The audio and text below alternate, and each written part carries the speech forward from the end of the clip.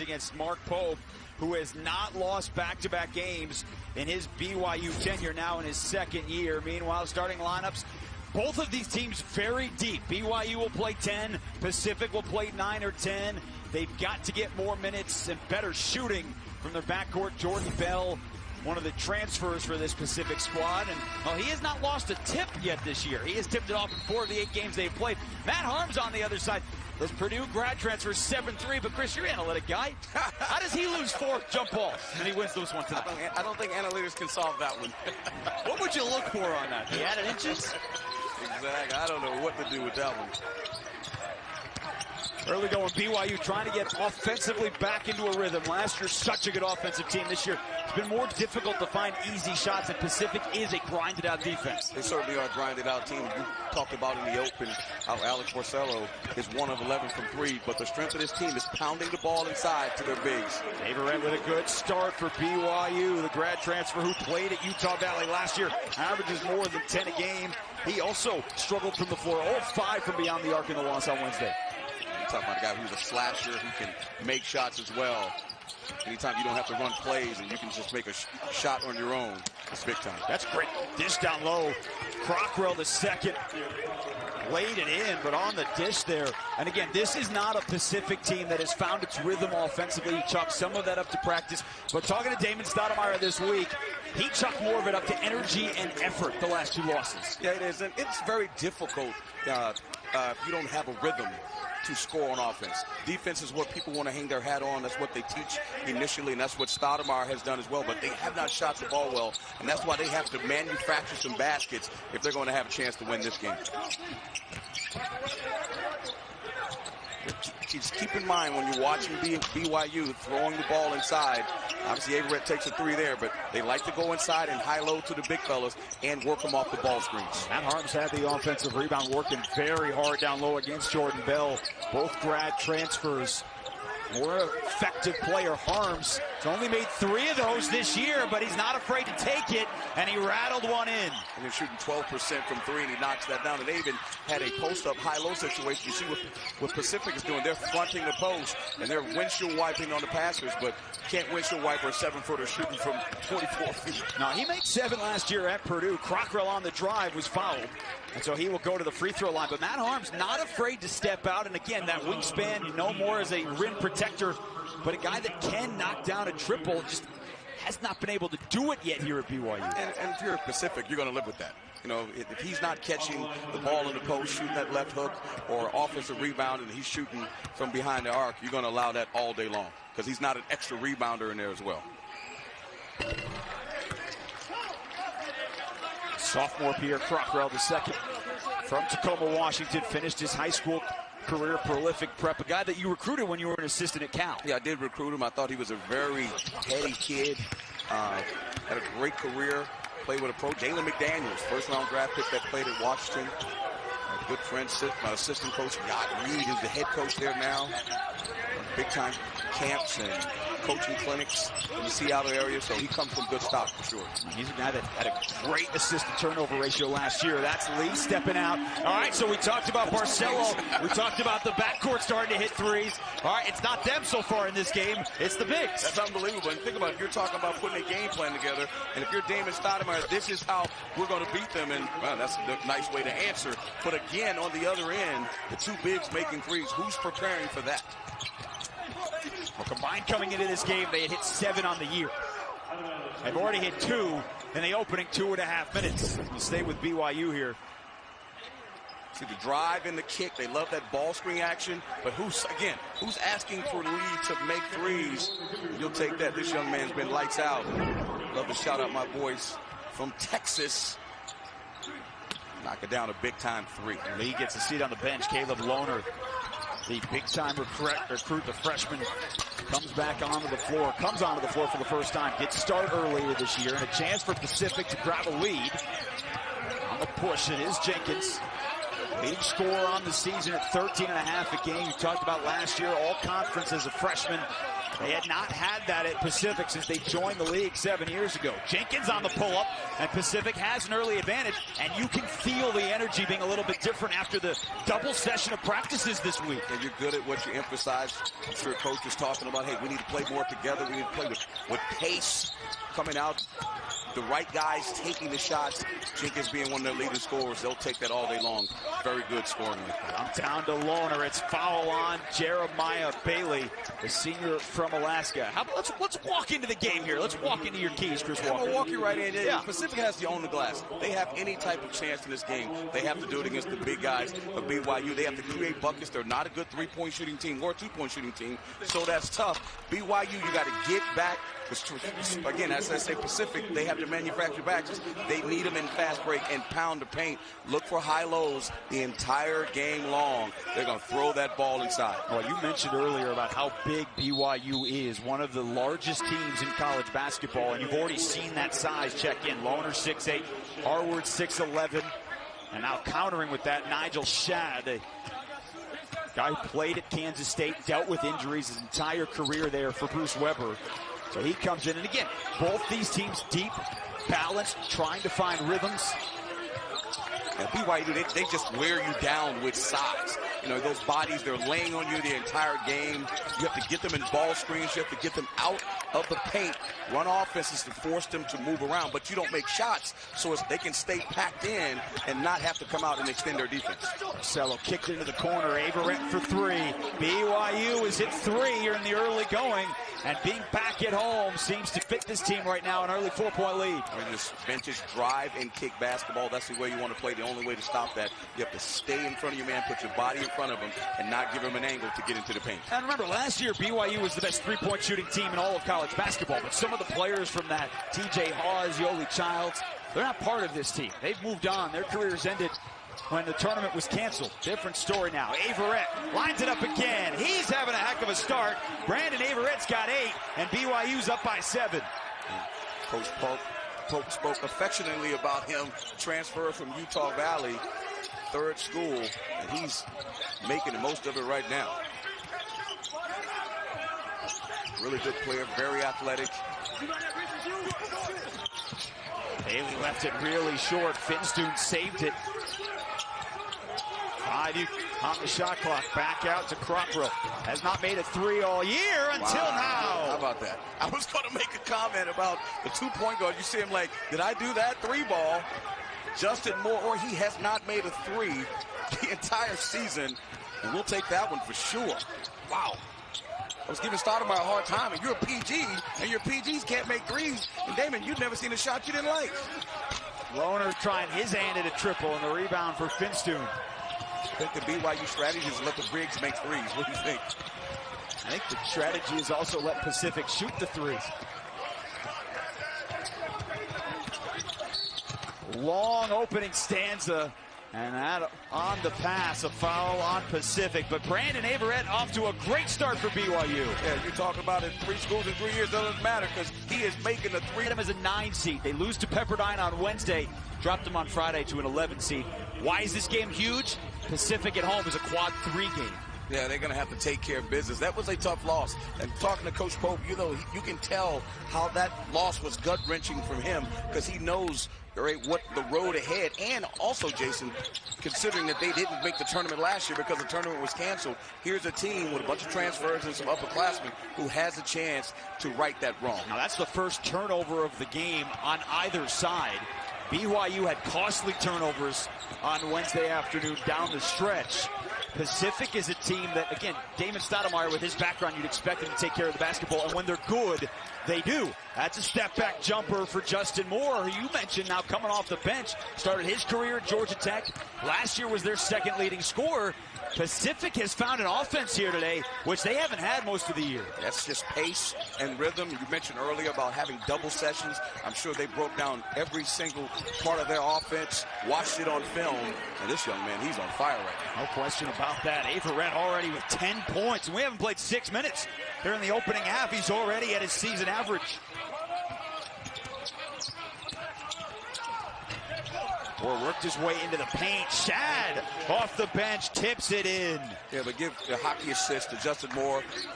Drew two defenders, no one there to box out Shad. You have to keep offensive players out of the rim. When they start going downhill, it's problematic for the defense. Shad whistled on the defensive end for the foul, but again, this is a transfer from Kansas State, just waiting his turn, and got inside. Yeah, you can see, again, the other transfer from Georgia Tech, just doing a good job of keeping the defender on his back, getting to the rim, creating the offense, the opportunity for an offensive rebound tip in by Shad. Gideon George off the bench for BYU. Junior from Nigeria. They are excited about his couple of years, really starting to play well. Takes the three. Cannot get the bounce. It's last touch by Pacific. He will stay with BYU. But again, we talked to Connor Harding and Coach Mark Pope. They could not speak highly enough of this player. And you took the words right out of my mouth. And I'm telling you something, as a former coach, there's nothing more glowing than to hear a kid talk about another kid in that respect. And he was very respectful. Connor Harding, by the way, who used to be a starter last year, right? And just talking about being about the team. And I really like the energy and the culture they have going at Brigham Young. And Averett's going to get his first spot on the bench as Barcelo checks back in. That foul was on Nigel Shad for Pacific. So he now has a quick 2 fouls here off the bench. And so he will take a seat back on the bench. James Hampshire, 7'1" senior from Arizona. So you've got a 7'3" guy. I got a 7'3" guy. Yeah, but walking around in the West Coast Conference. Yeah, you're right, but keep an eye on that because BYU has 4 of those guys with size like that, and they just wear you down. And that's what they have to do, create foul trouble for those bigs and then just pound it inside. It's like ground and pound. It's like a running football team. And I think I credited Damon Stoudemire with a couple extra inches there for Hampshire. He's only technically 7'1". Right. Stoudemire last year, the WCC Coach of the Year, done a tremendous job. Told us a great story about how he got into coaching. It's just, I think these Zooms have been unbelievable, Jason. We've been able to learn a lot. And nice move there. Yeah, Lohner there gets inside. Now, Pacific much better today than what they have been. It has been such a grind for his team to find offense. Again, 4 games in the non-conference, including one against an NAI school, 4 in conference, including after a 24-day pause when they came out and beat Santa Clara. And Hampshire just threw it out of bounds. It'll go back to BYU. But you talked about how he got into coaching, right? Yeah, just in San Antonio, finishing his career. Ben Braun at Rice, and the story goes on. And he talked about Chris Del Conte helping him. He was the AD at Rice, who's now the AD at Texas. And then Lionel Hollins hires him at Memphis. And then he works for the University of Memphis and then goes to Arizona, and the rest is history. And that's what it takes. And I'm one of those guys. I'm a former player that played, and I like when former players, shall I say, coach college basketball. And we got 2 former pros coaching today. And Damon Stoudemire said he never had any thoughts of going into coaching, but then followed Braun around at Rice, who had his career at Cal and Eastern Michigan, winning tournament games with Derek Dial, and said, I never wanted to be a coach, but then I saw what he did, saw what it was like on the recruiting trail, got put on staff, and then, to your point, got hired by the Grizzlies. And Stoudemire last year led Pacific to its first winning record in 7 seasons. Kick it around. It's George again for the open look. BYU has already hit 5 triples here in the early going. And they're just sharing the basketball. They're creating a situation where you have to help on those bigs. Now when you commit to a double team, once you start chasing them, and they got really good, smart players that are willing to be unselfish, they're tough to handle.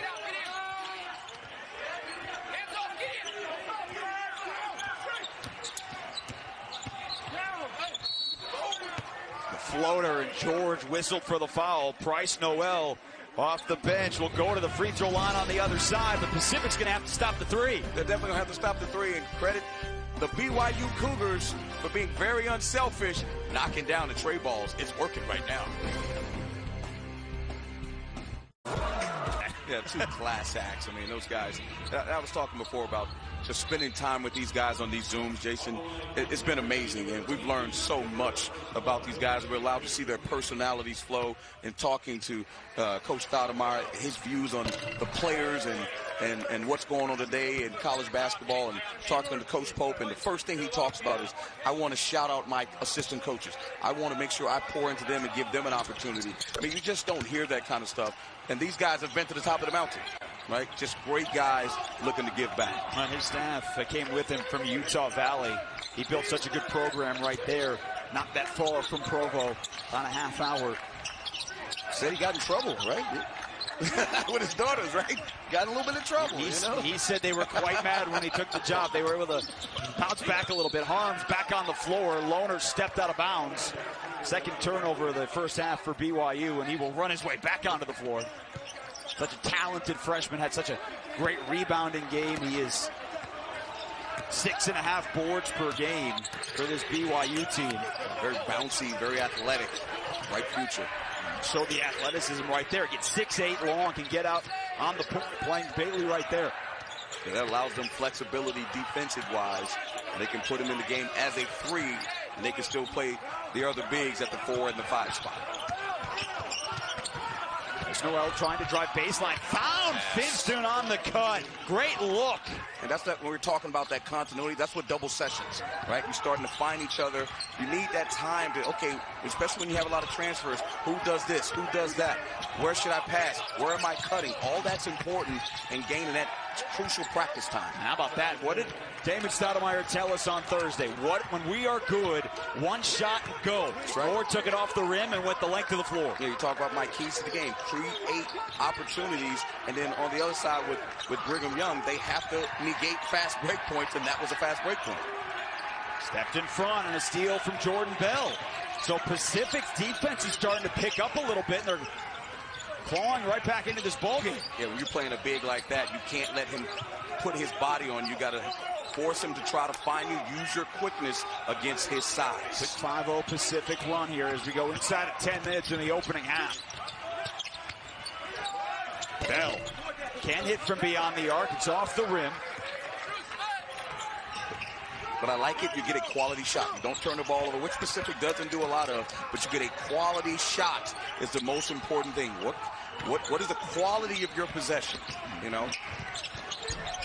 Averett's had a heck of a half. Floats it off the rim. Bell pulls down, yet another rebound. To Pacific's point, right? You're talking about one turnover in 10 minutes, 53% from the floor. A team that doesn't shoot the 3 well has a couple. You'll take that offensively here in the opening half. Or is wide open. Can't make those. This has been his struggle. 0 for 6 this year. But to your point a minute ago, here's the thing. If you play great lockdown defense and you play together on offense and don't turn it over, as you can see they're doing a great job on the bigs of BYU, you give yourself a chance to win. Moore was trying to hit, arms turned around. He didn't see Averett coming, and it's quickly thrown away. So now all of a sudden BYU can't hang on to the basketball, and Pacific on the other side starting to put together better possessions. Yeah, they definitely are. You see it coming right at you. You have to sprint back to the paint. Having bigs are good, but it could hurt you also if you have speedy guards going straight at him. Lerner's got to do a better job of stopping him. You can't keep retreating because athletic guys are going to continue to come downhill and get to the rim. Nell is back onto the floor. Johnson, who had 15 points to lead the way for BYU, gets a seat on the bench. They hit 5 threes on Wednesday. Hit 5 here in the opening half. That's a step back for Danis Jenkins, who had a good start, now back on the floor. Look what I found, back to Finstone on another offensive rebound. They're using their quickness again. BYU has a lot of size, but Pacific has the quickness, and they're scrappy. Finstone whistled for the foul. Now tomorrow at 2:30, a new spin-off to our all-female sports show. Leslie Visser is going to sit down with Doug Williams, first black quarterback to start in and win the Super Bowl. It's all on CBS Sports Network. For Super Bowl 55 coming your way next Sunday on CBS. Patrick Mahomes, Tom Brady. Not that you'll hear those two compared to each other enough the next 8 days. Yeah, my homeboy, I love Patrick Mahomes, but you cannot argue with the greatness of Tom Brady. Pacific was there for the rebound, couldn't grab it. What do you like next Sunday? You know, I would love to see Patrick Mahomes win it back-to-back, but just for the sake of, I don't want to say sticking it to New England because I'm not a New England fan. I would love to see Tom Brady win it the way LeBron won it as well. Ageism, that's what I'm going to say. We're going to defy ageism. Going for the old guys. Colby Lee trying to define statistics. He already made a 3 here in the opening half. Had just 4 coming into the ballgame. But if you're Pacific, that's what you want him to do. If they're doing that, that's a great game plan for you, whether he can make them or not. It's a jumper for Jeremiah Bailey, who snaps what was a 2.5-minute drought and a 7-0 run all tied up. Yeah, I like putting those bigs in ball screens and force them to negotiate them, make them slide their feet, and then that'll create situations where guards have to help and make them chase you.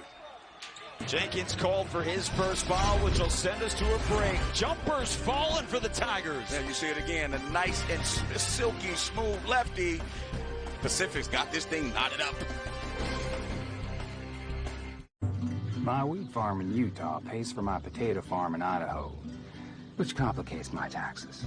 We're both in Philadelphia. We lost a Titan. We lost John Thompson. We lost John Chaney. And at the end of the day, I hope a lot of African-American coaches know the shoulders of the guys that they stand on. These guys were trailblazers without question. Those two so connected with what they did off the floor. To your point, what they were trying to accomplish in a game that, you know, they saw change so drastically. You need that. You need that. You have to speak truth to power. We don't always get it right. So you travel there by Big Lee. We don't always get it right, and you need people. I'm sorry, Harvard. You always need people to speak again in that situation where there were some things that they thought needed to be done differently that would help kids, particularly kids of color, and they spoke out loud, and the game has become better because of it. Now for BYU, all of a sudden they're out of an offensive rhythm. They started so strong, but 5 turnovers in the last 5 minutes. Triple there for Pacific trying to get the lead, and Harvard comes away with the board. Because, see, I don't like that shot. You know what I mean? Like, they've done a good job of moving BYU around, forcing them to play defense, and a shot fake 3 by Bailey. I think we can get a better one.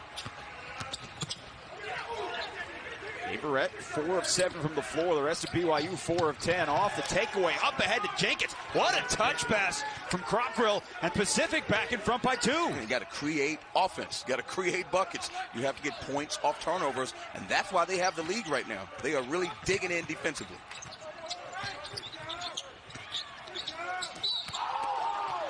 Barcelo got Jenkins on his back, and then he committed the foul. That is the second foul on Pacific's leading scorer with 6:41 to go in the half. Yeah, I was going to say, when he had the ball, that he has been very quiet, and BYU has kept pace without him actually doing anything big time in this game so far. How about that run here, right? We talked earlier about some of the difficulties offensively because of the struggles they are shooting from the floor. So how do they have to get out in front? They have to get easy baskets. They have to get in transition. They have to cause turnovers, and they're doing all of that here in the first half. And again, it comes back with being focused, having a focused game plan. You know, you think you're going to play St. Mary's and you end up playing BYU, which is a completely different team to a degree. But credit Coach Stoudemire with getting his team ready to play. Jason DeMarco, the good team, is a coach that gets his team to do what he wants them to do. Brand Jenkins staying on the floor with 2 fouls. Shad is on the floor off the bench, also playing with 2 fouls, and George rips it right out of his hands. Yeah, big no-no. Don't put the ball on the floor. The little guys are there. They're going to take it every single time. Have to be strong. Rockwell, great move, couldn't finish. Comes back in bounds to grab the offensive board.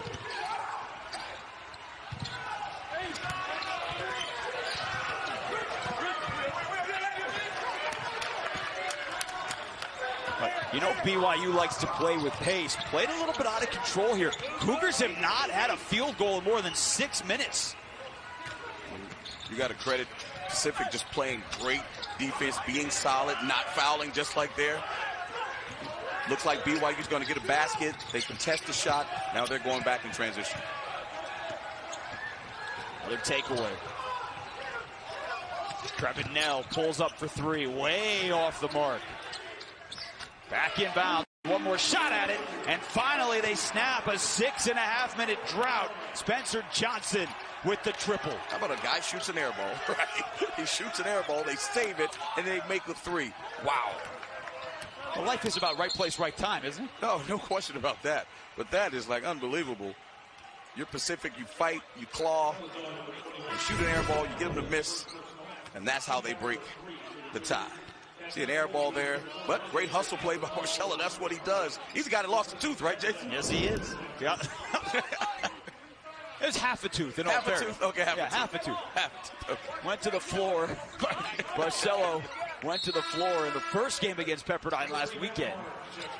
Tooth has been fixed, by the way. Looks good. Yeah. Connor Harding made sure to tell us that yesterday. Tooth has been fixed.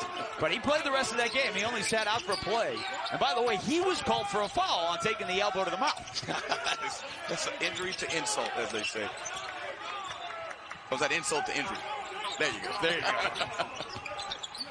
Very analytical on your part. 4 on the shot clock. The 3 for Pacific. Started this game 2 of 3. Pacific has now missed its last 5 shots from beyond the arc. What were we talking about? Well, this is the opening game against Pepperdine last Saturday, to the floor because BYU does, and an elbow to the face. But whistled for reaching in. Now, they did go back to the monitor, and there was a flagrant foul eventually assessed. But, you know, nobody really ever wants to lose half a tooth. Even hockey players who tell you that it's a sense of pride will tell you that they actually would like to keep all their teeth. Give you a chance to do a little cosmetic work. That's how you look at it. Barcelo's going Kardashian on this. All good. You know, neither one has to pay for it, so. There you go. This game's kind of slowed down with the scoring. Got a bit sloppy. But they're just digging in. It's all about figuring out what the strategy is. And I like right here, they're going inside to the big fella. Orange can't buy a bucket either. They hit a 3 early in this ballgame. And to your point, this was a 16-12 game at the under 16 timeout here of the first half. Now it was extra minute and change, but that's how high pace and high octane it was early in the going. And defenses have settled in. How much of this is the offense being a little bit more careless with the basketball? It could be the offense being careless, but let's give the defense credit. You're talking about 2 elite coaches in this league that pride themselves on having a great defensive presence, and sometimes that hurts the offense. So, yeah, the offense not looking as good, but the defense is turned up for sure. Averett had such a hot start, 10 points here in the first half, but he has been scoreless the last 6 and change. Another turnover. That is 8 here for the Cougars on their home floor. They're being very physical with Barcelo. They're not allowing him to have space on handoffs. They're just running through everything, and they're putting a lot of pressure on him. Pacific held BYU to a 6.5-minute field goal drought. Now Jenkins cannot answer what is nearly a 3.5-minute Pacific drought. Yeah, good action there. Ran him off a baseline screen. He curled over the top. You'll take that all day long. Got to knock that down. I'd like to see BYU just keep dumping it inside, whether something good happened or not. Just keep throwing it in there and getting fouls on the Pacific Tigers. You get a foul right there, called on Jordan Bell. And so a 1-and-1 coming for BYU on the other side. Game has slowed down. The intensity has not. BYU and Barcelo trying to bounce back from a loss.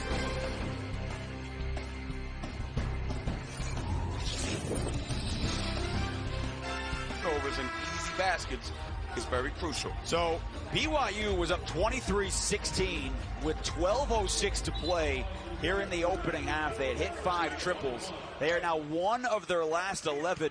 And Chris have scored 5 points here in about 9.5 minutes. Right? And we talked about Pacific on the defensive end, being physical, being aggressive, trying to get some momentum with the double practices that Damon Stoudemire had him going this week. And again, the second one wasn't as physical as the first. It was film, it was game planning, things of that nature for Damon Stoudemire.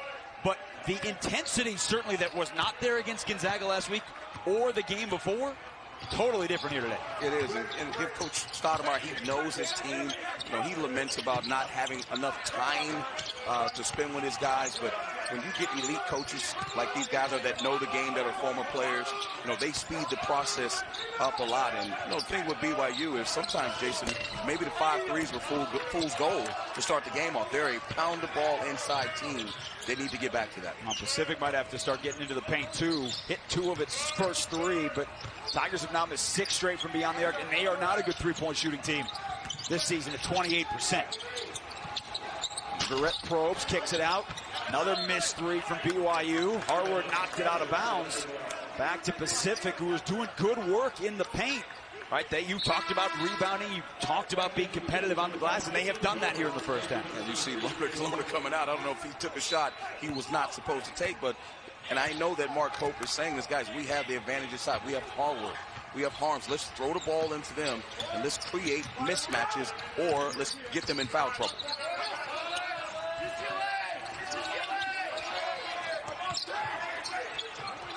job of, see, they're trying to down the ball screens, which means not letting them use it, even though Jenkins still came off. Bryce Noel sticks the three, and we are tied with 2 minutes to go here in the opening half. Yeah, so the layman's eye, Harding, number 44, was supposed to not allow him to use it. They call it down in the screen. Jenkins still uses it, creates mismatches, creates them having to close out on people. 3-point shot. BYU cannot buy a bucket here down the stretch. Now, one of its last 13 with George falling short. But again, to your point, Pacific has been good at finding an extra pass here in the opening half. They definitely have. And you see in that replay there, Barcelo was in no man's land. He had to try to guard two guys. Great job of reversing the basketball. There were 2 3-point shooters. Good offense there. Tigers had 3 assists last Saturday. Now, a lot of teams have gotten blown out by Gonzaga this year, not just in the West Coast Conference, but all around the country. But 3 assists last Saturday. They have 6 here in the first half on 11 buckets. You're talking about what makes good offense. You know what makes good offense? Making sure everyone touches the ball. Making sure everyone plays for his buddy, which means that sometimes you have to be a screener. It's not always about bouncing the basketball. What you don't see is a lot of unnecessary bouncing. Guys are making hard cuts, play for each other, share the basketball, and you can be a good offensive team.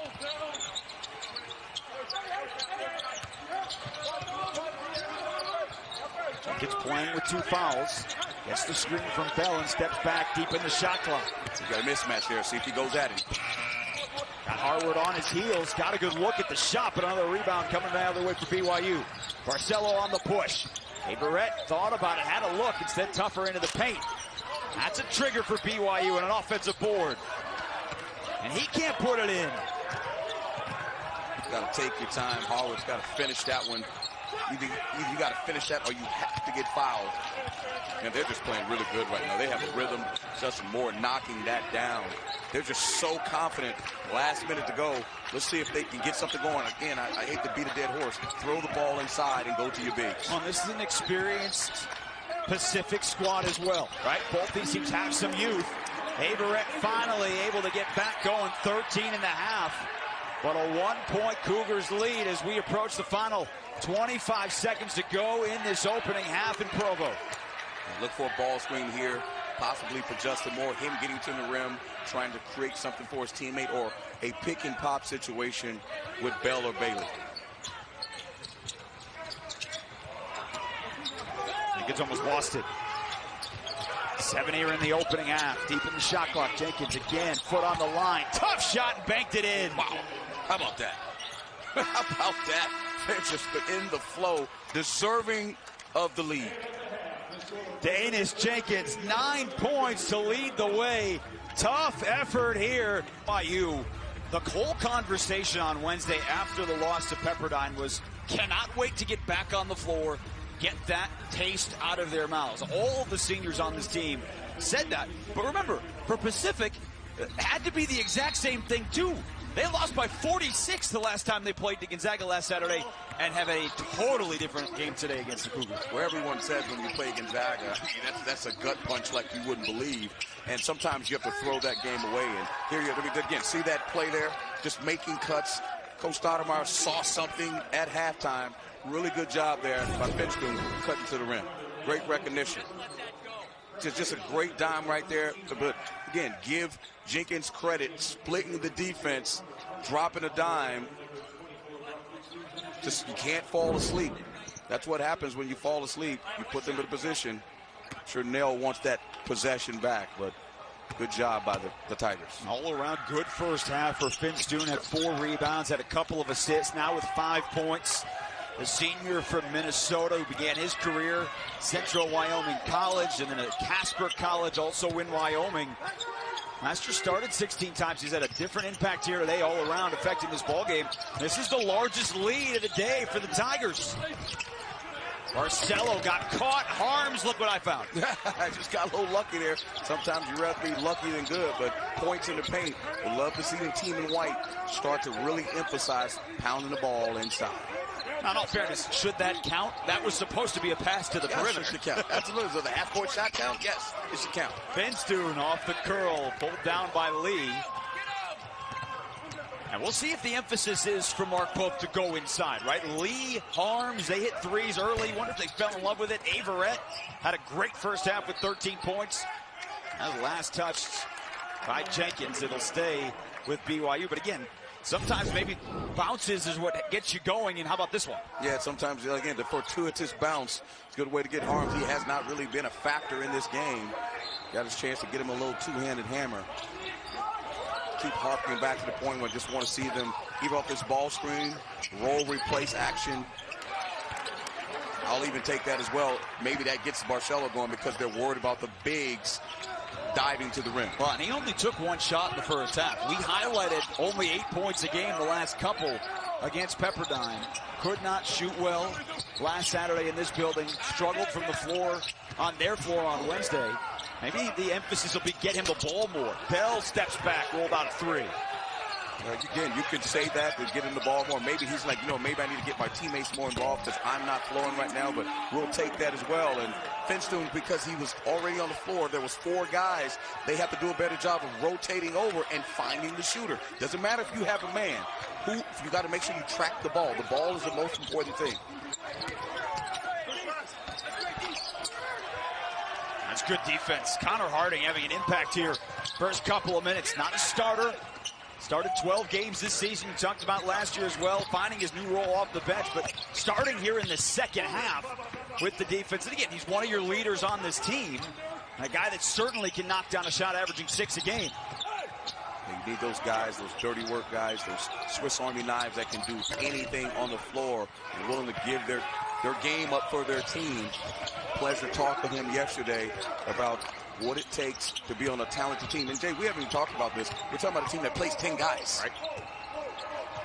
And would have played 11 had it not been for the injury to Gavin Baxter early this season. Like the flow of Pacific the first half, and now it looks like they're out of sorts a little bit. Got to get that, regain that same flow you had the first half. They've got those good shots. They did get an open look. Bailey couldn't knock it down. Now 0 of 5 from beyond the arc for the senior from Alaska. So Coach Pope giving instruction, that high-low action, that's a dive situation into the rim. Doubled arms, knocked him to the floor. See, they have so many shooters. That's why they should run the ball screen action. When you have those bigs diving, you have to figure out, I'm going to guard the ball screen. You have Barcelo, who's dangerous off the ball screen. And then you have Nell. You have Harding. You have shooters. You have Jump. They're on the other side. So you got to ask yourself, can I help on the big or do I leave a three-point shooter? That's why that ball screen action is great.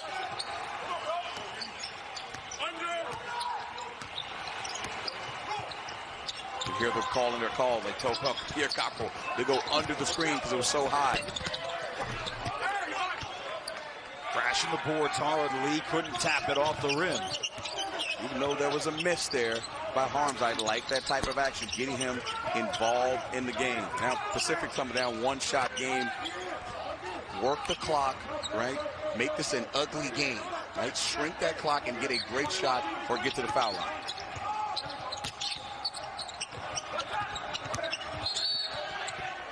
That's an offensive foul. You saw Bailey lose control, use the left arm to get some space, and he's whistled for his second foul. And Bailey, you got a big closing out at you like that. I mean, you shock fake him, right? But good job, scouting report.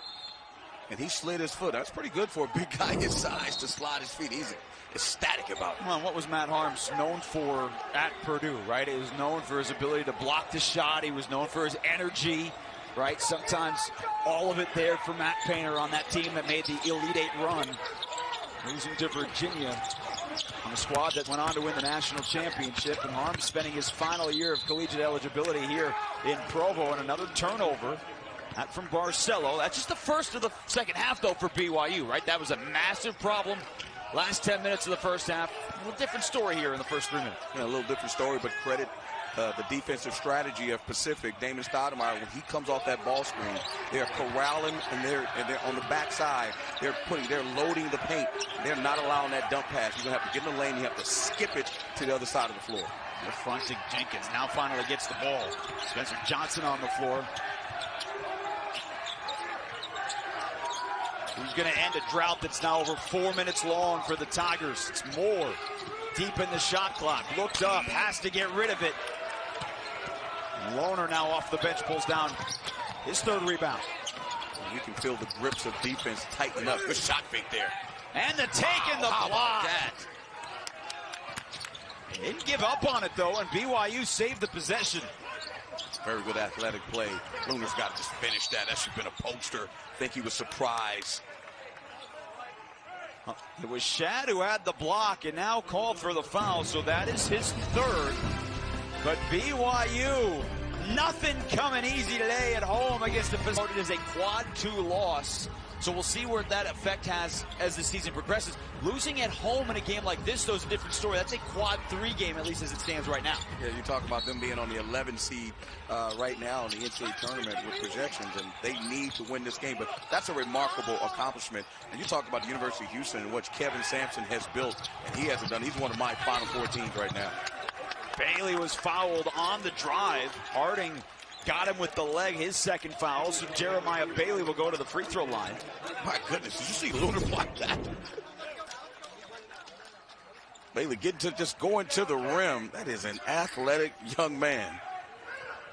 Wow. How about that? That's taking out the frustrations from some of the misses on the floor here for BYU. But bright future. No question about that. Back to what you were talking about, though, about the accomplishment. How hard is it for a team to forget one loss and not make it 2? It depends on how it happened, and obviously these guys are playing, and also it depends on what you're playing for.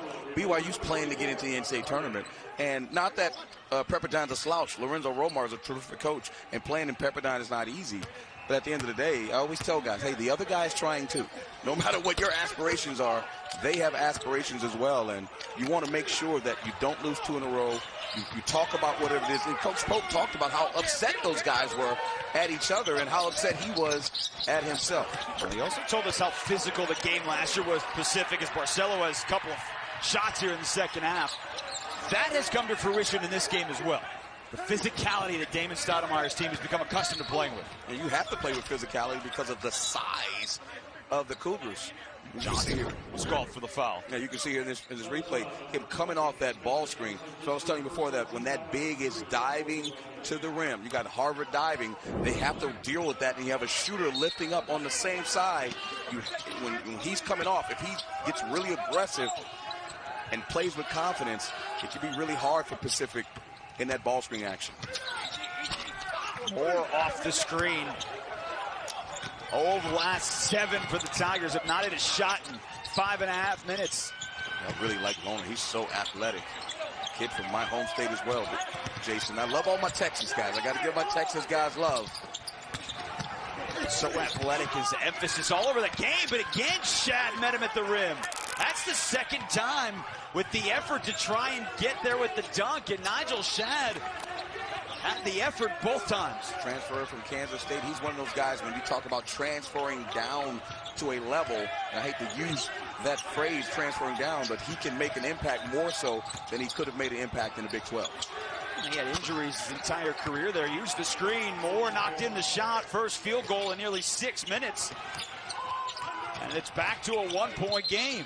They're picking on Barcelo, putting him in ball screens and making him play defense. That's an offensive foul. Chris Harward called for his second. He hasn't really been able to get a rhythm in this game either. Now you can see there continuously, you see Shad there just using his body to bury him, putting him in ball screens. Put their best scorer, you put him in ball screens. That's a great way to negate his confidence. We highlighted this at the half. Points in the paint. Pacific 10-2 in the first half. And what did you highlight coming into this game? The size and the versatility of the bigs for BYU and how many they have. Pacific has done a phenomenal job negating that in this ballgame. It just brings physicality and credit their game plan of keeping the paint clogged up and gang rebounding, and they'll take that 3 as well. Right in the flow of the fast break and moving the ball around. No matter what Pacific is doing and you feel like they're doing a great job, you never feel like BYU is not in control of the game. They just always seem to make a play. And my thing is when they get down to playing really good teams on the road or you get to the NCAA tournament, you got to play with a little bit more consistency.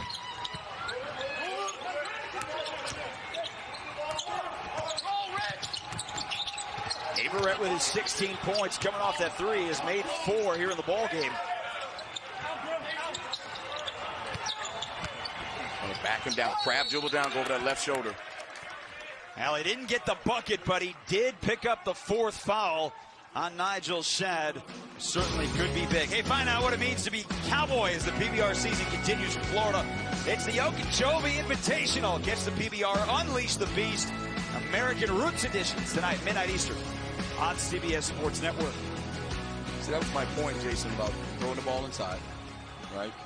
Those bigs are going to crab dribble whatever box you throw it on. They're going to crab dribble, which means that you put your shoulder down like a crab, you squat down, and you just put it and you just pound it until you get close enough where you can make a shot point blank on the rim. And what you get is you either get a point blank high percentage shot or you get a foul.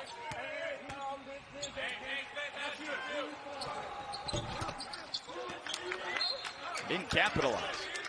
Neither free throw, and it goes back. And Richard Harwood, again, 7.5 points a game. Dynamic offensive rebounder, right? Energy, guy that fought after transferring to Utah Valley and sitting out last year, struggling with it. Wasn't playing at the level that he thought he could. And turned around a little bit this season, but today has been a little bit more of a struggle. And plus, they haven't gone inside as much as they normally do for him. But again, sometimes different game plans call for different situations and solutions, and they still have a 4-point lead regardless. George finds himself open, left that short. Now Pacific had a 35-31 lead, taking a while. BYU on a 12-4 run. The Tigers here in the second half, just 2 of 11 from the floor. George 1 for 5 from 3. It's a reason why you're open. They're going to allow you to shoot it and drive that basketball, use your athleticism. This is the guy that's got to make it happen. Barcelo steps back to 3. Wow. It's a good look. I know. I mean, I was going to say, as soon as you said it, he's going to knock down a tray ball. Good timeout. Things getting away. The offense has kind of stepped away here. Things had to slow down here for Damon Stoudemire. 3 for 14 from 3. Drive the basketball. Drive the basketball. You have to create. You know, they got 11 turnovers on BYU. They certainly need to get that number up a little bit more.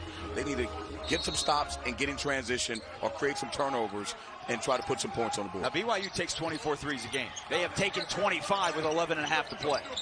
You know, when I played against Syracuse and coached against Syracuse, when they shoot those long threes, those were opportunities to get out and run because they were long rebounds.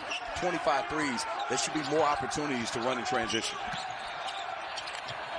It's a good look for Moore. Bell found himself open and snapped to Drought with a 3. You know, give Coach Stoudemire all the credit out of a timeout. I've said before, you're coming off that ball screen. Those bigs cannot negotiate those ball screens. When you have bigs that can pick and pop, it takes advantage of those bigs that are immobile like that. Barcelo got around, finished it off. Struggling from beyond the arc, but 6 of his 8 points have come in the second half. Yeah, they keep him in that ball screen, but you have to ask yourself how you're going to guard the ball screen when he comes off there. There's no one there to hedge it, which means you stop his momentum and force him to go back towards half court. And another big 3 there. I just circled the 3 for 14, and they come down and knock down 2 tray balls. Bailey had been 0 of 5 from beyond the arc. Knocked that one in. Tied up again. Isn't it amazing how the 3-ball changes everything? You're never out of the game when you can make threes. Threes and dunks gets everybody excited. Now that's what George should be doing. That's his game. That being said, he's had good looks at 3, though. Yes, but again, you're 1 for 5. But I'm telling you, in the flow of this game, it hasn't worked for him. So now do what you do. Be athletic and get to the rim because there's no one there that can stop you. All right, inside of 10 minutes here. The under 12 media timeout's coming at the next whistle. Because the first timeout of the half came from Coach Stoudemire inside of 12. Bell. Well, he hit the first one. Wasn't sure where to pass it. Let me take it again. Yeah, you know, it's into the shot clock there. Not a great look. You get in a tight game where it's a one-possession game like that. Every possession matters. Point guard has to come get the ball from him and get into clock offense. Yeah. Oh, wow. How about that? Over the back. You got to love it. Getting to the rim, doing what he does best, not scoring. We mentioned in the break, not scoring, but still having an imprint on this game. Well, not scoring. 7 rebounds, 6 assists. Alex Barcelo's heading towards a triple-double with something absolutely incredible to Matt Harms as we go to break with BYU up by 4. And BYU's doing a great job of just hanging in there, and Mr. Barcelo with a behind-the-back little wizardry like Creighton's trying to do. You need your big guns in there. Rock hit 29 on Tuesday night.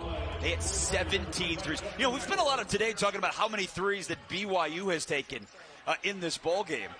But Creighton scored 85 on Tuesday night on 17 of 35 from three. So, you know, if you're going to hit 48%, take as many as you want. If that's the shot that you're shooting, you know, and sometimes forget about the percentage. It comes down to volume. You make 17 threes in a game, it's going to be tough for anybody to beat you. It's a lot of points. BYU has made 9 tonight. 36% for beyond the arc. Averett leading all scorers with 16, has the Cougars. Had much of their offense in the first half with 13, and the step back is off. And Bell clears the glass. Pacific's doing a really good job of guarding ball screens. They're trying to get those bigs to helping so they can throw lobs to the BYU bigs, and they're doing a good job of covering, loading up, and forcing the guards to have to make shots. Been a balanced scoring attack, too, for Pacific. Nobody in double figures just yet. Jenkins had 9 in the first half, has not scored here in the second half. Bell on the kick out. Good look, Price Noel with the triple, and all of a sudden they're starting to find a rhythm from beyond the arc. It's the same as we talked about the first half. It's just confidence, and you can see the elation on the bench. That's what happened. When you get these guys to getting closer, as Coach Stoudemire said, we just need more time together, and we can figure out this guy likes to pass here. He's driving, I'm ready to shoot it. It's just what it takes is connectivity. Johnson. Tough drive, taken all the way. Arms battled down low, and it's out of bounds off of Pacific. But again, you talked about finding guys in space. Tigers have done that. Yeah, no question. You see, just get in that area right there. That's what you got to do is drive and kick. Call it dribble, drive, kick. But when a big is driving like that, making plays, wow, forget about it. Connectivity, great job by Stoudemire and his group. I guess those double sessions paid off, Jason. After a while, you don't want to see each other anyway. Well, they don't have a choice right now with COVID. They see each other a lot. You and I are only together 2 or 3 times a week, and I feel that way. That's what I want to see more of from BYU. Throw it inside from that box. Let him crab dribble to the middle of the lane. That's where he's most comfortable. And then they either got to stop him or he's going to get to that foul line. I thought you liked hanging out with me. I do. I do. I learn new things about you every single day. Pacific trying to tie it up here. 7.5 to go. Had the lead at the break, pushed the advantage to 4. Deep in the shot clock again, and Moore's got to go. No change of possession. Shot clock didn't turn off, and it didn't hit the rim. Yeah, good strategy there. They shot the gap. Good job, you see Stoudemire teaching. He said you got to know the shot clock, as that'll send us to a break. 51-48, Cougars in front. Yeah, backing it down. The big fella in the rim. BYU up 3. Advanced non-small cell lung cancer can change. Not scored in double figures in a game that they have lost. Now, BYU has only lost 4 games this year. And Pepperdine really, on Wednesday, was the first one that you'd call a quote-unquote surprise. Now, it's a conference game on the road against a team that's 500 on the season. But the losses this year, USC, Boise State, Gonzaga, those are all teams that are NCAA tournament type teams. Gonzaga, #1 overall seed. Right. But Pepperdine's the only one that doesn't fit that category. Yeah, but talking about, we talk about analytics and you're asking about them. Sometimes you don't see those things. That's why you need the numbers. And you can see both guys that are fighting in the post. That's the emphasis this year with the NCAA, with the referees. But again, you're talking about some things you don't see. If you scored 12 points, they came into the game. They talked about it. He's been a difference. Oh, very physical for Shad, and he has just fouled out of this ball game, right? So the defensive effort that he had in the paint will now be done for the final 7-12. Yeah, but think about it, Jason. This is what I was talking about before. If they pound the ball inside, he might have been out a lot sooner than that and not have made some of those defensive plays that he made. Go back to Harwood. Didn't have any room. Bell did a phenomenal job. Can ask for a better 3, a step-in 3, off a kick out from the post. They'll knock that down. Jenkins hasn't scored here in the second half. Led Pacific with 9 in the opening 20 minutes. Their leading scorer at nearly 14 a game. That's Moore. Had a good game off the bench. Bell for 3. Count it, and he's fouled. Wow. Harwood too aggressive, and an opportunity to take the lead at the line. You saw that action coming the whole time. You see Justin Moore coming off. You have to find a way to guard him because he's getting into the paint. You see he's going at Johnson. Just overhelp there by Harwood. And here's the thing. force Justin Moore to make a shot in the paint. It's going to be a circus shot. Bill is more dangerous stepping out and knocking down that three. It's great effort there by Harwood, but at the end of the day, Pacific, Jason, they are not going away. Well, the grad transfer in conference. Spent the last few years at Loyola Marymount, was a 7-point-a-game scorer. The intensity on the interior, can step back out and shoot the three. And Pacific has retaken the lead, one that they had in the first couple of minutes here of the second half, now with less than 6.5 to play.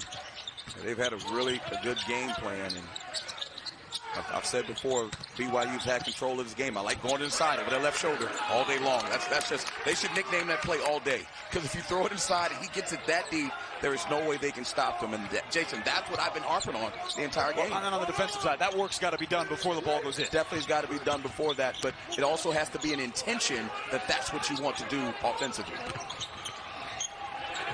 12 points in the paint here in the second half after just 2 for BYU in the first. Look for some ball screen action. Can you look at that pick and pop action? Bell tipped it back up a second time as well, and the seesaw back Pacific's way. Yeah, he's playing really tough. He's got that physical body and those long arms. He's making threes in a pick and pop situation and also getting tap-ins. It's going to be tough. Right now it's winning time. 5 and some change. BYU down 1 at home. They go right back there. Back over the left shoulder. Same result. Yeah, just stop. I've watched a ton of ton of film on these guys. I mean, it's that particular box, and let him go over that shoulder. You mentioned a point before. Do your work before the guy gets the ball. That also works on the defensive end. You can't allow him to get it there because you can't stop him once he does. He's too big.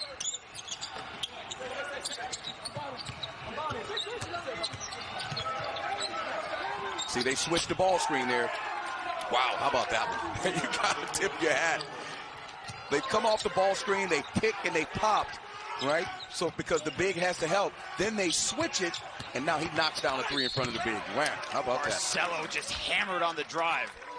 Bailey picks up his third. Barcelo is heading towards a triple-double, but his team is down 2. So in the post, he's going right there every single time. You can't stop him. He's just too big. Nothing you can do. And just right in front of the big's face. You know, they said, we can't stop him, and you could have benched. That's what you need right there. That's what you need. On the road, you need that camaraderie. You know what we should call it? Nothing like a road win. Nothing like a road win. Party bus. We call it party bus. That's a little bit more catchy. Oh, yeah, we call it party bus. Nothing like a road win. Yeah, well, it's not like a road win. I was going to say that. I was laughing because I was thinking about Steve Lapis and what we used to say back in the day when we went on the road, because it was the best feeling in the world. Party bus. Party plane. It was the most unbelievable feeling. Not that winning at home is not fun, but winning on the road on somebody else's court is fantastic. Well, and for Pacific, especially coming off the 2 games that they played, back-to-back losses after wins over Santa Clara and Loyola Marymount, coming off of a 24-day COVID pause with a 1-point lead on the road. Here at BYU, a team that has not lost back-to-back games in any of the last 2 years. Extra pass again. Moore on the drive. Great dump down to Hampshire. He was fouled, and a chance at a 3-point play. I mean, if you understand what actually happened during that play, it happened because they switched on the ball screen, then it was a drive, and he drops the dime and get it finished. But that happened 3 passes ago.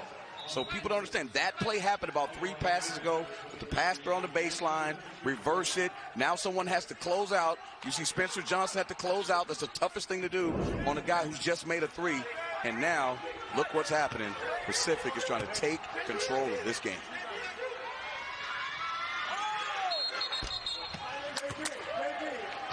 Lane violation. Bailey fell in the paint. Stoudemire saying, man, come on. He had to put his mask on for that one because I don't know what he said under the mask. I'm pretty sure what he said is Rasheed Wallace did that. You know what I should call David Stoudemire? I should call him Mighty Mouse. I'm like, this dude's like Mighty Mouse. He could really score the ball. Well, and he had that tattoo on his arm as well. It still does. Barcelo getting into the lane. Alex Barcelo has 9 of his 11 here in the second half and has taken over. 11 points, 7 boards, 7 assists. His team down by 1. Yeah, Missy's doing everything right now. Just a crafty guard. I remember, even when I remember him at Arizona, you just knew that this kid had a knack for scoring. He can figure it out. But wow, how about my guy coming in the game, Price Noel. And BYU just issued for the flop warning late in this ball game, but the bucket was good back games under Mark Pope. So that's A. But B, bigger picture, this is a team that's thinking the NCAA tournament. Jerry Palm on Friday after the loss to Pepperdine dropped them from a 9 to an 11, and a loss at home to Pacific, which for now would be a quad 3 loss. You wonder what that would do, at least here as we approach February. Yeah, you definitely want to get this one at home. Don't want to be in a situation where you got to play catch up with the NCAA tournament bids because you don't know how this thing's going to all play out. See, that's what I want Georgia to do. And think about it. The baskets they've scored are either been Barcelo, even those highlights, getting to the rim, right? Going over the shoulder of that left shoulder by Harvard, and that move there by getting in the paint. Can they get it stopped, though? Because Pacific has hit 4 straight and 6 of its last 7. And this guy's been the key of it. Bryce Noel, who lost the ball. Yeah, I think that was a careless, I don't even know if that was a deflection, just careless with the basketball. It's not the right time to turn the ball over, unfortunately. No, they have taken care of the basketball here tonight. Inside to Barcelo, it was fouled. And he will go to the free throw line with a chance to put BYU back in front. Yeah, I wonder if Bryce Noel just, upset of throwing the ball away. Stoudemire dejected as well. Trying to stop him from catching. He's been so dangerous off those ball screens. They're trying to stop him from catching it. And in doing that, open themselves up for the back door. Good recognition. Barcelo gets Pepperdine out a streak of 29 consecutive free throws broken. But this one coming up here with a chance to put the Cougars back in front. And again, what has changed for him too, right? This is a deadly three-point shooter who has not been able to buy a 3 over the course of the last 4 games. So he has taken it in the paint, he has drawn fouls, he has found his teammates, and now he's got the Cougars back in front by a point. I mean, he's always been a savvy player. I mentioned again about even when he was at Arizona, and I would do a scouting report. I had an Arizona scouting report. I say, this guy makes threes. This guy's a baller. And so you're seeing right now that he's multidimensional for sure. Jenkins was mad at the basket. Averett with the defensive play. See if they continue to work that ball screen action. Great block. Jump ball. Possession will stay with BYU. Just coming from behind. Just getting to the rim, going straight up. You see that verticality by Averett, not fouling. Smart defensive play. They've frustrated the sophomore Jenkins here in the second half. He has not been able to get an open look at all. You highlighted this when we started the second half. They cannot be a team with the size that they have that doesn't look in the paint, and they have done that here in the second half. And you mentioned, that they've taken a ton of threes, but it always comes down to game planning. What's going to win the game? Not what your identity is to a degree or what you've done in the past. Every game presents a different set of circumstances. 3 seconds. Yeah, George didn't have a spot to go with it. But again, to your point, they have clearly in the last 10 minutes made the emphasis, we are not going to continue to just scoot through. You have a 6'10" head coach who lived in the paint. Who lived and played in the league with 3 letters, as I always say. I forgot he played with the big dog. Great career. Talked about Coach Patino affectionately yesterday. Really wants to help his guys get jobs. I really appreciate that from the head coach. That was a heck of a look, and an offensive board by Bell, who is fouled by Barcelo. And so a 1-and-1 coming up for Jordan Bell. With a chance again to put Pacific back in front. Jason, remember the end of that Pepperdine game, they gave up 4 offensive rebounds. All right, and that was a tail sign, as Coach Pope talked about. And we talked about that physicality. Under 2 minutes to go, you don't want to give up, extra possessions, particularly when you're at home. Harward back in for Gideon George. Their best rebounder back onto the floor. A 1-and-1 for Bell.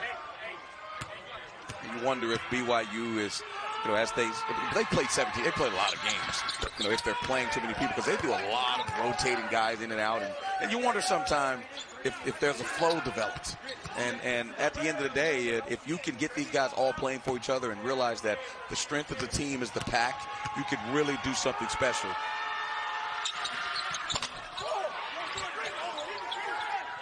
Harward's got the board. Tie game with less than 1:50 to go.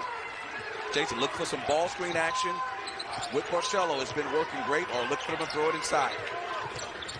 3 timeouts left for BYU. Barcelo tries to penetrate. Off the glass. Does it again in the second half. Coming off with that right hand off the ball screen. I would trap him. I would trap him and force him to, because when he force him to make a pass, when he comes off with his right hand, he's tough. Moore's been the facilitator here in the second half, trying to answer. Tough shot. Good defense. Moore to the floor. It's off of Pacific. Back to BYU. You can't stop Barcelo here in the second half. Yeah, you got to have someone. You see the big fella, Bell, what they're calling what they call him. He's corralling. He's stepping back. But you can't do that. You have to hope that your help on the weak side is taking care of that big, and you have to stop him. Tigers need to stop. Averett has 16, 13 of those came in the first half. On the drive and the dump down, and he threw it away. Jump pass. Cardinals saying don't jump in the air on a pass. Oh, I thought he got away with an and one there. Back to a tie game inside of 50. And a timeout taken by Mark Pope. What a look to get that out to Jenkins for his first bucket of the half. Down the stretch we come in Provo. BYU have just got to sprint back. You can see the guys jogging there. Like, it's the end of the game. That is not the time to jog. That's the time you got to turn it up. Oh, but a brilliant pass, though, from Justin Moore, who has 8 points and 4 assists off the bench. Possession arrow to Damon Stoudemire's squad. Inside of 45 to go, tied at 64. Oh, wow.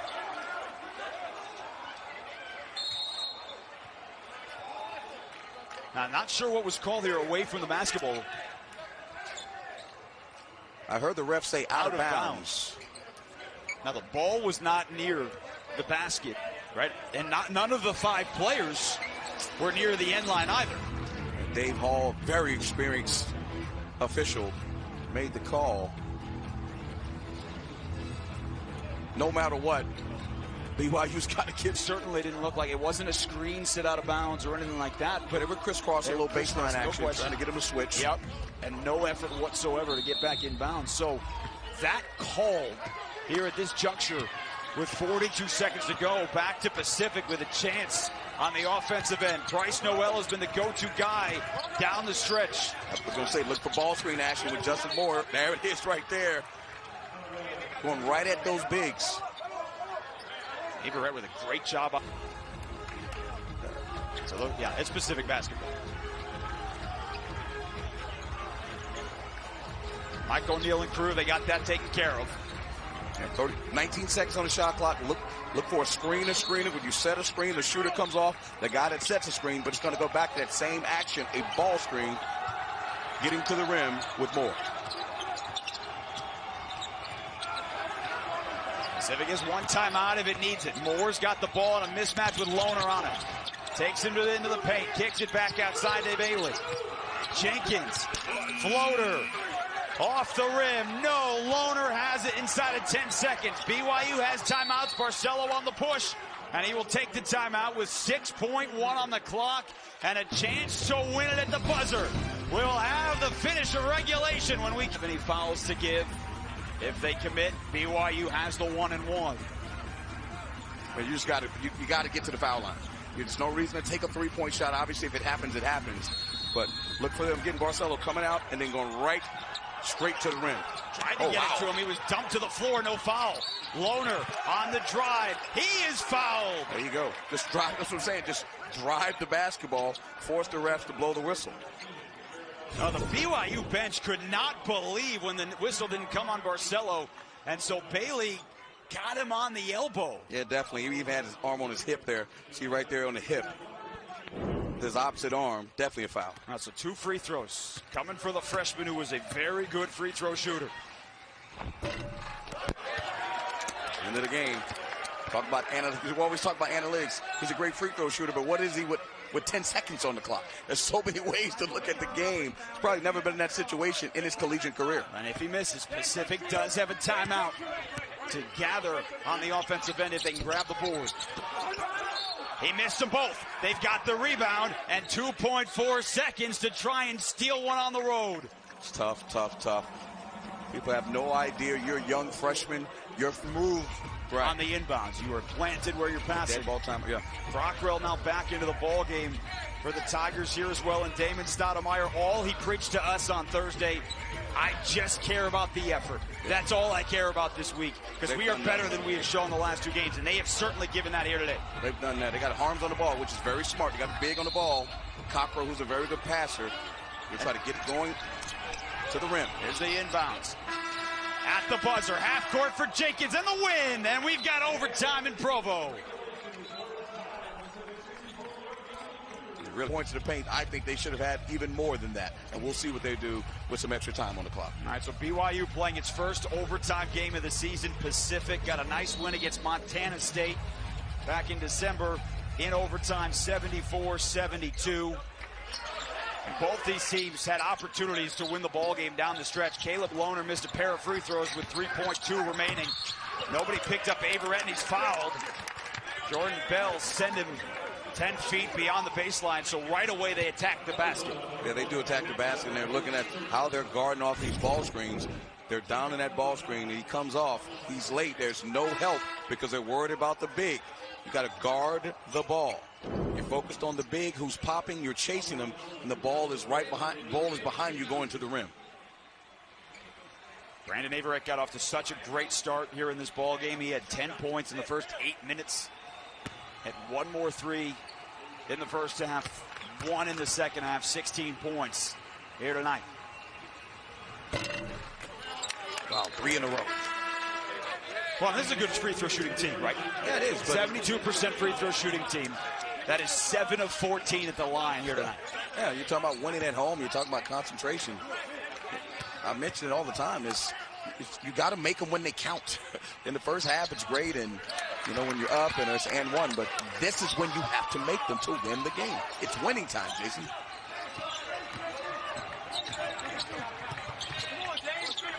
Like the Ashland Pacific, I would go right back to it. Keep working more. Keep working Price Noel. Allow those guys to create problems for the BYU guards. There's Price Noel. 8 of his 12 came in the second half. Hit 3 triples here in the ball game. Moore got stuck. Jenkins only had 2 in the second half. Starting to struggle, continues. Kept alive by Bailey. Yeah, he just was a man amongst boys there.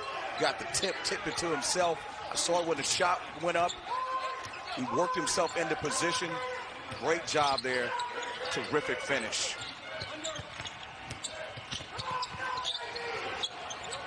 Harding, the deep triple, puts BYU back in front. Yeah, they've done a great job up to that point of not helping on those drives and staying with shooters. Harding with a clutch 3-point shot there. Bailey got Lohner in the air and then kick out to Bailey the extra pass. Look at BYU tracking him down. I thought Bell should have shot that.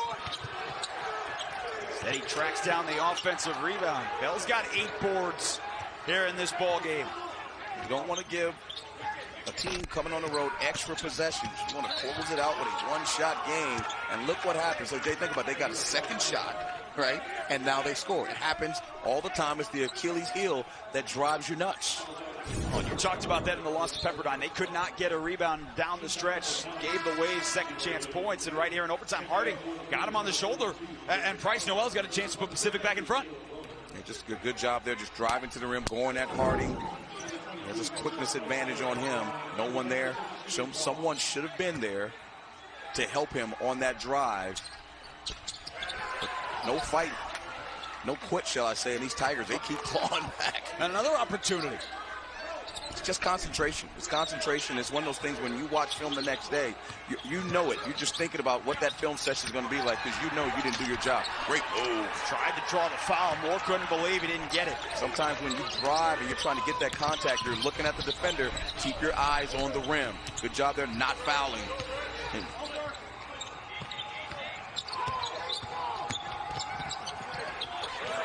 Barcelo the floater. Think about it, Jake. What did I say? Coming off the ball screen, going which way? Going right. You cannot allow him to do that. You got to hedge that screen. You got to check him. Can't let him get that line, that direct line to the basket. He gets downhill, it's over. Well, and he's a great three-point shooter, struggling in conference, and he has done all of his work inside of the arc here tonight. Yeah, he is, but you can't let him get that, again, that going downhill with no resistance. He's too good of a player. Oh, good move. Bell got Harward on his hip, put it in. 12 points, 9 rebounds for the grad transfer from Loyola Marymount. WCC basketball on fire right now. Obviously, Gonzaga, big time team in this league, but these two teams right here, they are going at it. This is a slugfest right now. See how they hedged that screen? Bell hedged out that time and did not allow Barcelo to turn the corner. And he was fronting on Harward, too, would not let him get his feet in the paint. That's called on Bailey, who is now just fouled out. Hey, for those of you tuning in for the Creighton-DePaul game, you'll be able to find that online at cbssports.com/CBSSN as soon as it tips off. And, of course, we'll get you out there immediately after the conclusion of this ball game. That will tip off coming up in about 4 minutes. But Nigel Shadd has already fouled out. Now Jeremiah Bailey's going to have to join him on the bench, too. They just try to slide and get in front of him because, again, why does that happen? Because Harding knocked down a three. That's why it happens. It's awareness to a shooter, and he was smart enough to shot fake and get to the foul line. Well, and now here down the stretch with 2 minutes to go. Bigger problem for David Stoudemire is, okay, Shadd's on the bench. Bell has done all this work. But on the glass, where we have given up opportunities here tonight, you've lost 2 of your bigs. They have lost 2 of their bigs, but they have been very scrappy. And how about BYU just not? And that's just a bad foul. That's a bad foul. Well, it's a collective group, right? It's the box out was right there. But it is. But here's the problem. It starts with the missed free throw. That's 4 missed free throws now. You're talking about a team that this is how they should ice the game. It's not like they're trying to miss. As I mentioned before about a putt, no one's trying to miss the putt. It's just not that easy. Well, and Connor Harding had missed 2 free throws all year before that miss right there.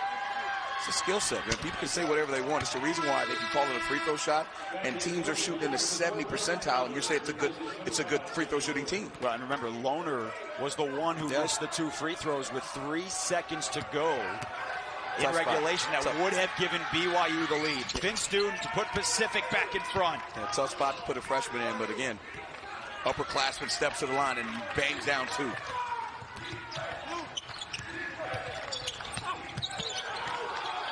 Barcelo almost lost it. Back out to Harding.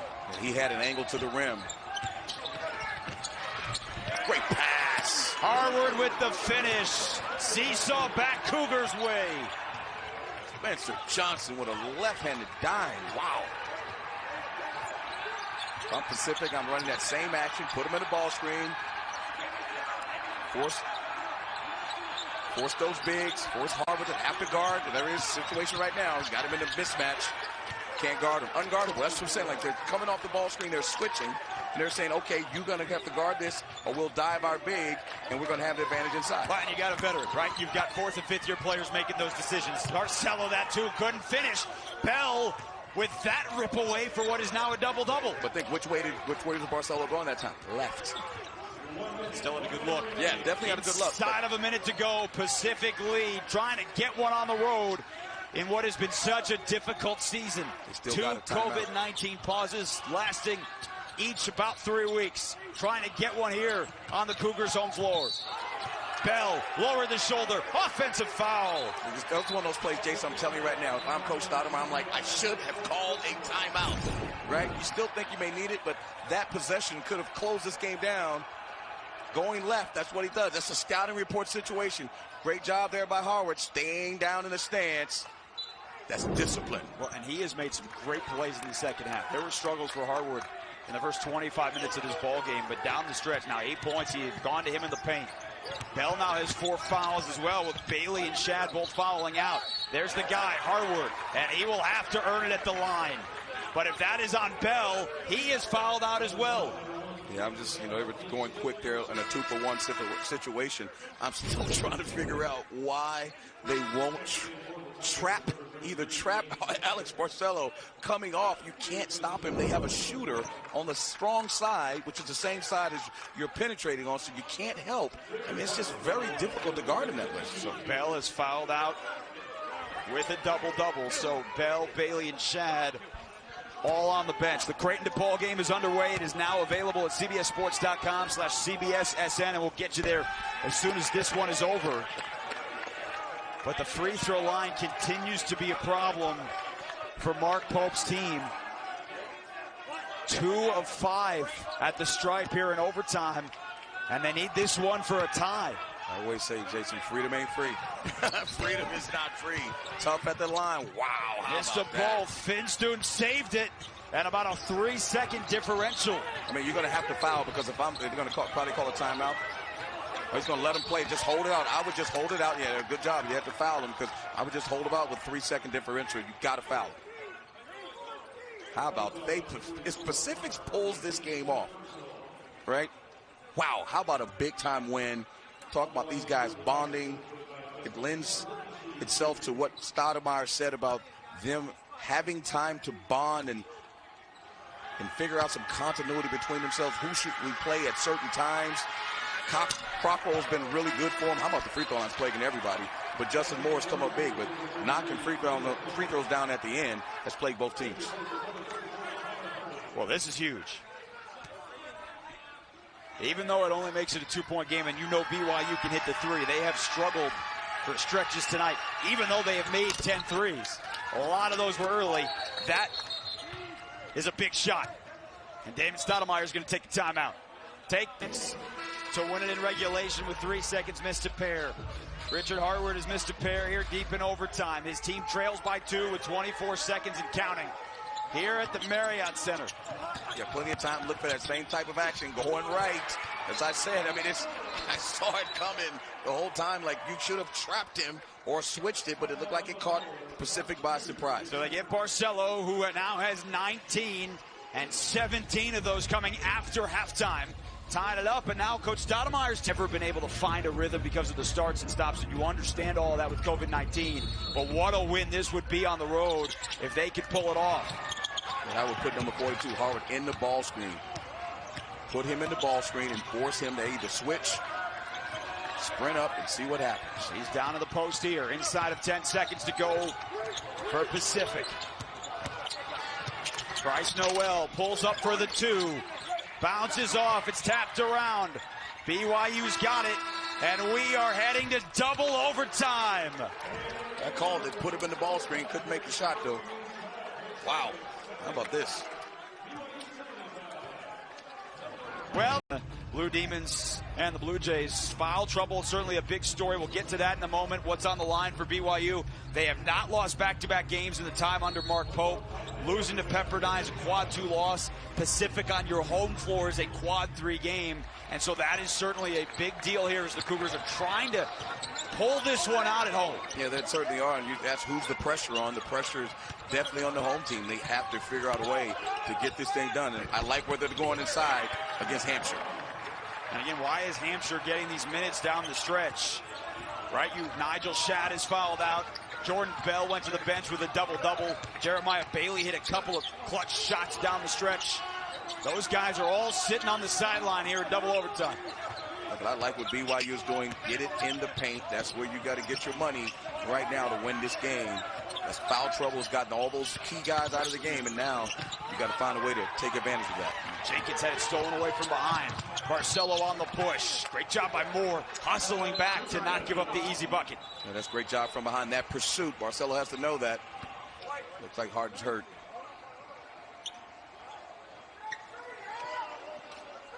Otto Harding trying to get back into the front court here. You might want to sub him out of the game at this point. Let's see what happened here to Harding in the paint. He tried to slide over. Ooh, turned his ankle right at the bottom. He's going to stay on the floor. Pocatello Idol. I've been there before. Pocatello. Recruiting trip? Oh, yeah. Nice move. Spencer Johnson. He led the way for BYU on Wednesday. Been quiet tonight, but a huge shot here in double OT. You got a guy again. You saw the closeout by Price Noel, but again, going at Hampshire, often not in the game, going right at him to the rim and scoring. You talk about things that weigh on a team down the stretch. Because all those guys have fouled out, Jason, that was my whole point about pounding inside. They don't have the same defensive presence that they would normally have, so it'll be easier for BYU to score.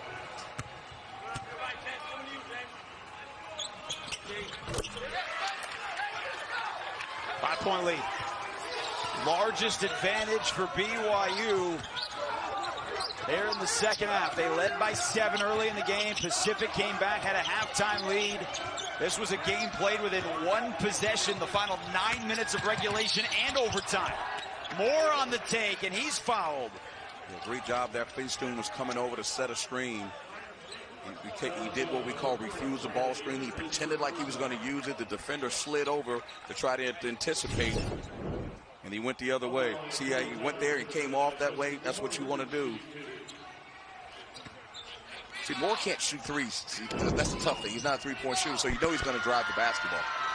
But you would hope that there's a situation where he can drive in there every once in a while, and because he shot the ball every time, kick it to someone for an open three. And he does have 4 assists tonight off the bench. A starter on last year's team that won 23 games, began his career at Georgia Tech, wanted to come back to his home state of California. His team down by 3. Approaching 3:45 to go. Barcelo turns the corner again, off the glass. No, Hampshire is hurt. Harms was all by himself for the easy 2. I'm sure when Coach Stoudemire watches this tape, and he's going to be mad at me, but I'm going to say, Damon, trapped the ball screen. He's come off the same plate every single time, and Hampshire couldn't get there, which gave Harms the easy layup because he's trying to block the shot. Moore trying to prove you wrong, and does. You said he couldn't hit a 3. He just made his first on the season. I didn't say couldn't. Now then commits the foul. That is the second Tiger tonight who had not hit a 3 in the first 8 games to drill one. Unbelievable. And they're both point guards, by the way. Both of the PGs. Saw Barcelo, trying to guard him there, trying to down it, force him to not allow him to use the ball screen. Got caught under it, and he knocked it down. Got to give him credit, he knocked it down. BYU at the 9 tonight, just 50%. Averett slid that one over the front of the rim. Two quality coaches doing a tremendous job. This is a slugfest, right? This is a slugfest. Oh, this has been great. Yeah, this has been absolutely fantastic. Hit them both. Let's see how BYU guards the ball screen, because both teams are setting ball screens, and we'll see the strategy of what they're going to do and how they're going to guard it. Johnson is called for his 3rd foul. They're just trying to stop him from getting the ball, right? Because he's the guy running the ball screen, but you put him on the foul line. Now they don't have to run any offense.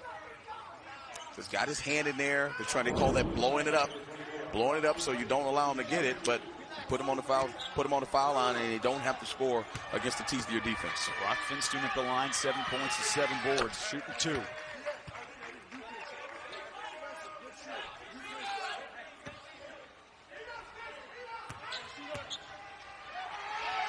Stoudemire, coach of the year last year in the league. That foul line is just plagued both teams down the stretch. Pacific not generally a good free throw shooting team. Now, they have shot the ball better tonight from the floor and beyond the arc than they have all season long. Not in any individual game, but as a general rule. See how they guard that ball screen there. They did what they call downing it, and they force Harms to step out and catch it. They're not allowing you to turn the corner anymore. But Jenkins, you just give it to the foul on the one guy you don't want to foul. Yeah, exactly. That's the one guy you cannot foul, which is Barcelo. Yeah, again, the same type of situation that happened on the other end with Finstoon, trying to blow the screen up and trying not to allow him to catch it, and you end up fouling. He's an 83% free throw shooter who is 5 of 6 at the line tonight. He's quietly got 20 points. He's getting close to that triple-double. Is it quiet? Yeah. When you have 2 at the half and 18 after, is that quiet? We've also played 10 extra minutes. 21 points, 9 rebounds, 7 assists for the 5th-year senior from Chandler, Arizona. Clutch free throws. Jenkins. Great cut. Extra pass. Hampshire. Arms cut him off. He took it anyway. Try to score over the big fella Harms, an elite shot blocker. It's a tall task for anybody in this country to score over him. This is a must-stop for Pacific. Jenkins cut him off. That time more help with the help. Yeah, definitely. Good job there. That would have been helpful about 20 plays ago. That was a good defensive possession. Harding stuck with it for the 3. No, Harms with the offensive rebound. Could not hit the putback, but Matt Harms will go to the free throw line. Yeah, that's just what it takes. They're just eating into their bench, and Hampshire's playing minutes that he's not normally playing, and with Bell in there and Chad falling out, this probably wouldn't happen, but Hampshire's in there battling, but again, you're battling a big-time big in there. Who has played in clutch games before. Correct. Right? Remember, what in recent memory, as for the first time tonight, Jonathan Salazar comes into the ballgame, 6'6" sophomore from Panama. All right, so you go smaller, get more of an athletic guy. He can score, so he gives you an offensive presence.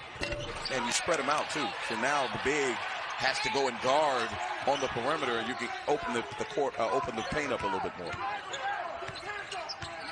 Down by 7, matches the largest lead of the ball game. Jenkins was pushed, and so Danis Jenkins will not go to the free throw line. Averett tried to go under the screen that was set by Salazar because they really don't want Harms to have to help. Both these coaches are smart. This is put your head down, get to the rim, and get to the foul line. That's just smart basketball. And you got to win it from the line.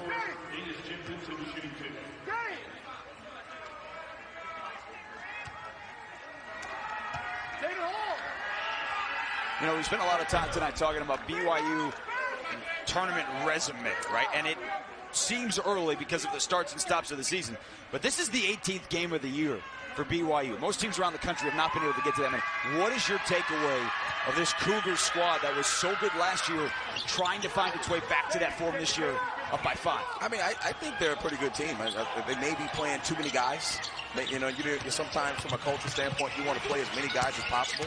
But when they're clicking, if Barcelo can make threes and they can get that balance between those bigs and what they can do from the perimeter, they'll still be a dangerous team. Barcelo's got the ball. Finstone cut him off. Inside of 10 on the shot clock. Plenty of time on the clock. No need to panic. You got to get stopped right now. Averett steps back, got the space, and drilled another big shot. Big time. It's what it takes. It's what it takes. The popcorn starts popping. Do you show up? That's what I always say. You can do it in practice. You can do it when it doesn't count. But when it counts, do you show up? That gentleman showed up today. No question. Averett, Barcelo, both have top 20. Big time 3, doesn't fall. Jenkins knocked it out of bounds. Back to BYU, up by 8 and 52 seconds to go. See, ABC's got him going under the screen. I mean, he's been shooting the ball so well, there's no reason to go under the screen on him the way he shot the ball this game. I don't know if there was a mental lapse by Jenkins there to go under. Down by 8 with 48 seconds, you got a foul. Definitely have to foul. Looks like coach is going to concede this one. The way that his team is playing, that's one that's tough. Instead, it's Averett on the drive, and that's going to do it. 10-point lead. BYU had to fight Pacific, scratch and claw all the way down the stretch, but the Cougars look like they're going to pull this one off. Yeah, I guess great job by both teams. See Alex Barcelo being physical to the end. He certainly turned it up the second half. Helped his team seal this victory. No shame by the Pacific Tigers. They fought, they battled. I think, you know, as they play more games, you mentioned time and time about BYU playing 17 games and to 8 for Pacific. So those 9 games is a huge difference. Huge difference. And again, a 9-point game here. West Coast Conference, Gonzaga, right? The team that everyone, not just in the West Coast Conference, is chasing, but around the country, except for maybe Baylor, right? BYU going to move to 5-2. A couple of other teams right behind them there with just 2 losses, and it's going to be one of those years where inequalities across the board in terms of amount of games played. Yeah. But BYU had to fight back. They overcame some late missed free throws, both in regulation and overtime, and now the foul with 23 seconds to go. Yeah, I mean, they're going to have to continue to win. And this league, I'm telling you, I used to coach this league at Pepperdine, at Loyola Marymount years ago. This league has gotten so much better. You know, you got to credit Gonzaga. They helped St. Mary's get ahead, you know, get to where they are now. And then you got San Francisco's good. LMU, Stan Johnson, he's a new coach at LMU. He's got that team going. And BYU coming into the league from the Mountain West. And Damon Stoudemire's done a tremendous job. He was a coach of the year last year at Pacific. This league, I'm telling you, it is a really good league. Well, remember, Pacific came from the Big West. Yep. Right, just 7 years ago. Last year, the 23 wins, most that they had. His took over a program that won 8 games the year prior. They're going to come up a little bit short here tonight in Provo. That looked like it went through. It did not hit the bottom of the rim in the backboard. Moore takes it to the rim. The final bucket, Moore's going to have 18 tonight when the final box score is done. Had a massive impact. Double-double for Bell, who fouled out in regulation. But they're going to come up short tonight here against a Cougar squad that's about to improve to 14-4. Alex Barcelo going to dribble it out. 23 points, 9 rebounds, and 7 assists as BYU holds off a Game Pacific squad in double overtime. 95-87 the victory.